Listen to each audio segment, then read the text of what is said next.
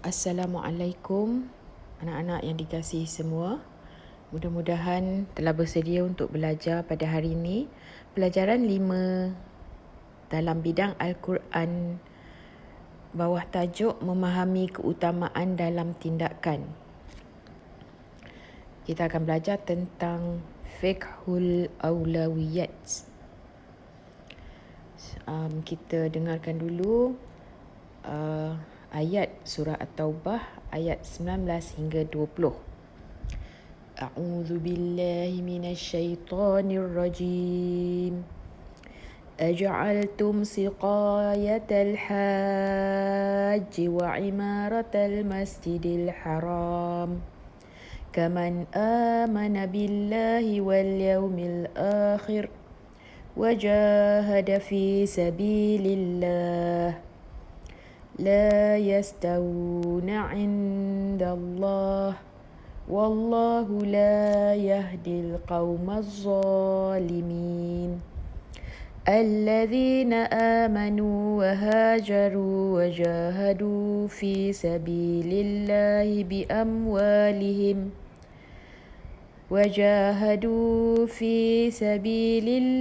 بأموالهم وأنفسهم أعظم درجة عند الله وأولئك هم الفائزون صدق الله العظيم. Dengarkan maksud ayat ini dengan baik. Adakah kamu menyangka perbuatan memberi minum kepada orang-orang yang menunaikan haji dan memakmurkan Masjidil Haram itu sama seperti yang beriman kepada Allah dan hari akhirat serta berjihad pada jalan Allah? Mereka tidak sama di sisi Allah dan Allah tidak memberikan hidayah kepada kaum yang zalim. Sesungguhnya orang-orang yang beriman dan berhijrah serta berjihad pada jalan Allah dengan harta benda dan jiwa mereka adalah lebih besar dan tinggi darjatnya di sisi Allah, dan mereka itulah orang yang berjaya. Okey, ayat ini kita lihat sebab turun ayat. Menurut Nu'man bin Bashir, terdapat beberapa orang sahabat berbincang tentang amalan yang mereka utamakan selepas pembukaan kota Mekah. Terdapat para sahabat yang akan menumpukan kepada memberi minuman kepada orang-orang yang menunaikan haji. Terdapat juga sahabat yang akan menumpukan usaha kepada memakmurkan Masjidil Haram. Selain itu, terdapat juga sahabat yang akan berjihad di jalan Allah. Percakapan mereka ditegur oleh Saidina Umar radhiyallahu anhu kerana tidak sopan meninggikan suara di sebelah mimbar Rasulullah sallallahu alaihi wasallam. Kemudian Saidina Umar radhiyallahu anhu mengadu hal ini kepada Rasulullah sallallahu alaihi wasallam dan turunlah ayat 19 tersebut. Jadi sebelum turunnya ayat ni ada beberapa sahabat Rasulullah berselisih ataupun bercakap-cakap tentang apakah yang paling baik sekali nak dilakukan selepas pembukaan kota Mekah. Diorang berselisih lah. Ada orang kata yang macam ni beri minum orang haji baik. Dia nak okey. Jadi apabila diutarakan perkara tersebut kepada Nabi, maka selepas beberapa lama, maka Allah menurunkan ayat 19 hingga 20 surah At-Taubah ini. Okey, dalam bab ini, ayat ini dia menerangkan tentang fiqh al-aulawiyat ataupun fiqhul aulawiyat. Okey, apakah dia dimaksudkan dengan fiqhul aulawiyat ni? Ialah mengutamakan perkara yang sepatutnya didahulukan berdasarkan prinsip syarak. Okey, jadi ini kita perlu pandai memilih dalam perkara-perkara yang penting, sama ada dalam hal kehidupan, dalam amal ibadat.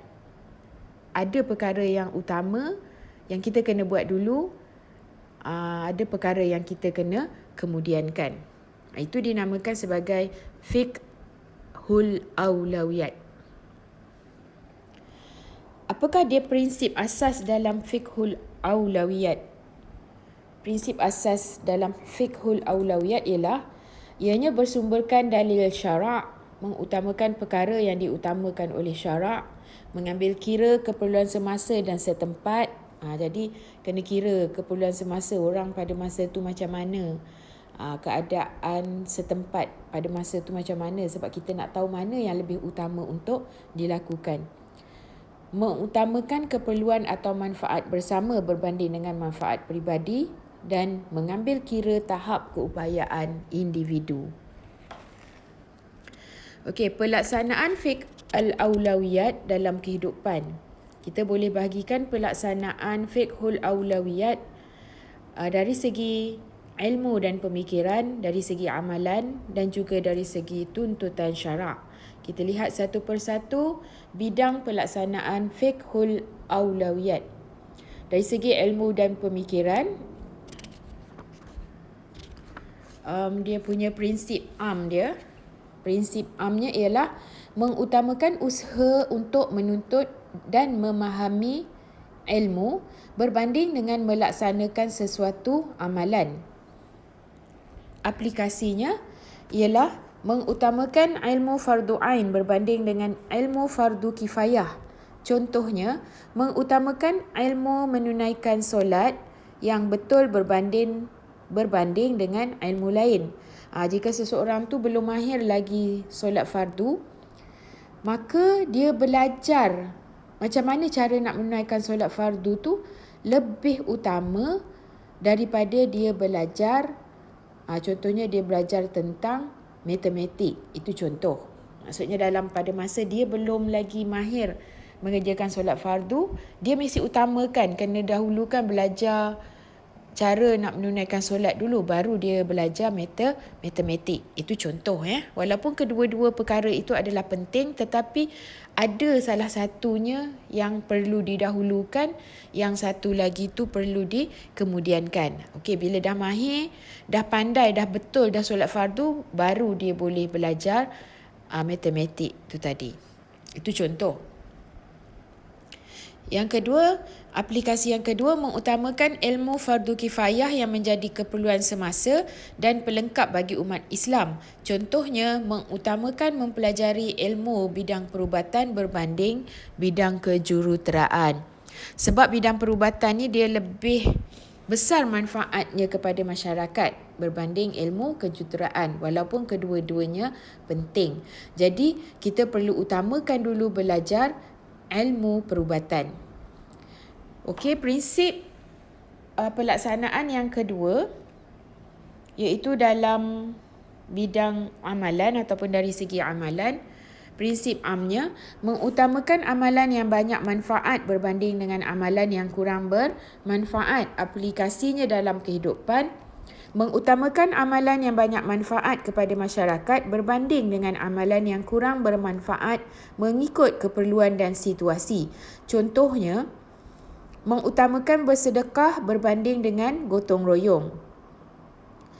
Okey, sebagai contohnya, ni masa musim COVID, musim PKP ni, ramai orang-orang yang terjejas kehidupan mereka kerana terpaksa diberhentikan kerja, tak dapat nak berniaga, tak dapat hasil yang boleh menampung keluarga.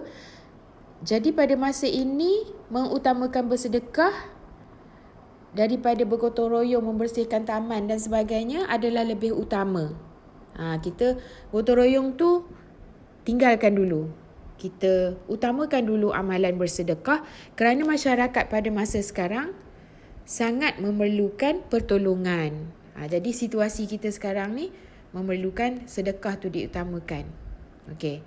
Tapi kadang-kadang mungkin gotong royong tu akan menjadi perkara utama pula yang akan kita utamakan berbanding dengan amalan sedekah. Ikut situasi dia.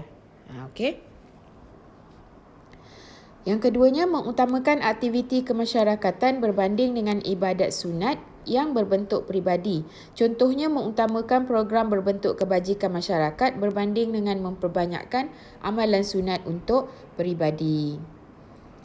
Okey, seterusnya bidang pelaksanaan fiqhul aulawiyat dalam tuntutan syarak, prinsip utama mengutamakan perkara pokok berbanding dengan perkara cabang, iaitu mengutamakan amalan fardu ain berbanding dengan fardu kifayah. Contohnya mengutamakan pelaksanaan zakat yang wajib sebelum bersedekah. Jadi kena dahulukan zakat baru kita bersedekah. Jangan zakat tak bayar kita sibuk nak bersedekah. Kena tunaikan perkara yang wajib dulu, baru tunaikan perkara yang sunat. Okey. Contohnya orang dia sibuk nak berpuasa sunat, sedangkan solat 5 waktu dia tak taat pun. Okey. Itu contoh. Mengutamakan amalan fardu berbanding dengan amalan sunat. Contohnya mengutamakan membantu ibu bapa berbanding iktikaf di masjid. Kalau misalnya mak dia kata tolong mak buat kerja dan sebagainya, dan dia kata tak boleh mak, saya nak pergi iktikaf kat masjid. Itu tak boleh. Jadi dia kena utamakan permintaan mak dia tu dulu. Dah selesai permintaan mak baru boleh pergi iktikaf di masjid. Walaupun iktikaf tu bagus, baik, perkara sunat, tapi mentaati ibu bapa tu adalah wajib. Jadi dia lebih baik diutamakan. Okey, menguasai akidah berbanding dengan perkara syariat. Contohnya mempelajari asas-asas akidah Islam terlebih dahulu sebelum memperhalusi isu-isu fiqah. Kita tengok spektrum ilmu, apakah yang dimaksudkan dengan perkara pokok ataupun usul, dan apakah yang dimaksudkan dengan perkara cabang ataupun furu'. Dalam fiqhul aulawiyat ni kita kena tahu apa dia perkara pokok, apa dia perkara cabang. Sebab kita perlu mengutamakan perkara pokok dulu, baru kita laksanakan perkara cabang. Perkara pokok ialah perkara asas dalam Islam seperti keimanan kepada Allah. Ataupun contohnya perkara pokok dia ialah solat fardu 5 waktu sehari semalam adalah wajib. Perkara cabang pula iaitu furu' ialah perincian kepada pelaksanaan perkara pokok seperti hukum pelaksanaan solat berjemaah. Itu tentang perkara furu'. Seterusnya kita pergi kepada kepentingan fiqhul aulawiyat terhadap individu dan masyarakat. Yang pertama, memastikan tindakan manusia terkawal dan sistematik. Jadi bila kita dah faham tentang fiqhul aulawiyat, kita akan dapat memilih mana yang paling utama untuk dibuat dulu dan mana yang patut dikemudiankan. Contohnya, awak sekarang dalam tingkatan 5 dan akan menghadapi peperiksaan SPM. Contohnya pada hari Rabu, pada sebelah petang, ada aktiviti co-curriculum dan juga ada kelas tambahan. Jadi pada masa ni, awak kena pandai memilih, nak pilih pergi aktiviti co-curriculum ke ataupun nak pilih untuk menghadiri kelas tambahan. Jadi, memandangkan kepada situasi awak tingkatan 5 dan perlu mengambil peperiksaan pada tahun ni, fiqhul aulawiyatnya lebih utama awak pergi kelas tambahan berbanding dengan kelas aktiviti co-curriculum. Itu contoh. Jadi kita dapat memastikan tindakan terkawal dan sistematik. Jadi daripada situ dia akan membuahkan hasil kerja yang berkualiti dan efektif bila kita tahu mana yang lebih utama. Tak adalah orang kata yang dikejar tak dapat, yang dikendong berciciran. Bila kita tahu nak pilih mana yang lebih utama. Yang ketiga, mengamalkan semua tuntutan Islam mengikut susunan yang tepat. Jadi kita dapat buat semua perkara tapi ikut susunan. Dahulukan mana yang wajib baru buat yang sunat. Dahulukan mana yang banyak manfaat kepada masyarakat berbanding dengan kepentingan peribadi. Jadi kita dapat buat semua tapi mengikut step by stepnya. Yang keempat, mewujudkan kesejahteraan sosial dalam mengurus kehidupan. Sebab itu kita dalam fiqhul aulawiyat ni, kepentingan masyarakat lebih utama. Manfaat yang banyak manfaat kepada masyarakat lebih utama daripada peribadi. Yang kelima, menyeimbangkan kehidupan masyarakat dalam melaksanakan tuntutan syariat. Jadi kita tak adalah berat sebelah. Kita tak ada berat sebelah dalam seimbang dalam kehidupan kita. Kita pertengahan, ya.